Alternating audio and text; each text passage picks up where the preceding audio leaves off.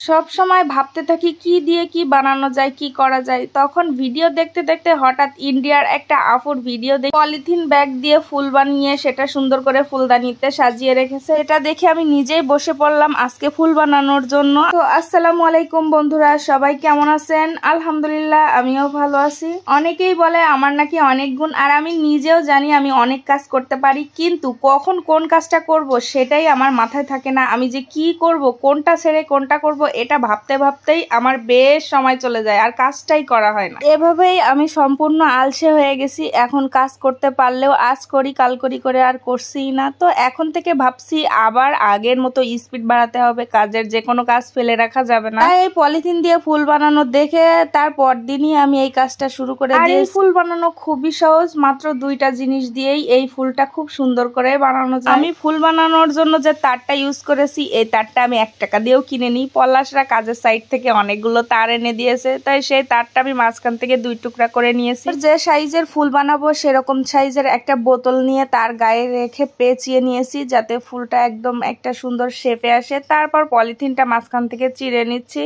আর এই ফুলটা আমি কাঠগোলাপ শেপের বানাবো, এই জন্য ফুলের মাথাটা একটু চেপে দিয়েছি যাতে কাঠগোলাপের শেপটা আসে। এই ফুলগুলো বানানোর জন্য আমি সাদা পলিথিন ব্যাগ ইউজ করেছি, আপনারা চাইলে যে কোনো কালারের পলিথিন ব্যাগ ইউজ করতে পারেন। তো আমি এদিকে পলিথিন ব্যাগগুলো কেটে নেওয়ার পরে সেটা আরেকটা একটা করে পাপড়ি তৈরি করে নিচ্ছি। একটা করে পাপড়ি তৈরি করার জন্য পলিথিন ব্যাগটা রেখে তার ভিতরে এই তারটা দিয়ে সুন্দর করে মাঝখান থেকে পেঁচিয়ে একটা সুতো বেঁচিয়ে দিচ্ছি। আর এটা এইভাবে পেঁচিয়ে রাখলে এটা সম্পূর্ণ শক্ত হয়ে থাকবে আর খোলার সম্ভাবনা একদমই থাকবে না। পেঁচানোর হয়ে গেলে তারপরে যে এক্সট্রা পলিথিন গুলো থাকবে, এই পলিথিন গুলো আমি কেটে দিব। এইগুলো পরে আমাদের কলি তৈরি করতে লাগবে। দেখেন খুব সুন্দর করে আমার একটা পাপড়ি বানানো হয়ে গেছে। এইভাবে আমি অনেকগুলো পাপড়ি তৈরি করে নিব। আর একটা করে পাপড়ি তৈরি করা হয়ে গেলে সবগুলোর সাথে আমি রেখে দেখছিলাম যে কেমন লাগে। আসলেই কালারটা যেহেতু সাদা, ফুলগুলোও সাদা, অনেক সুন্দর লাগছিল। আমার সবগুলো ফুলের জন্য পাপড়ি তৈরি করা হয়ে গেছে।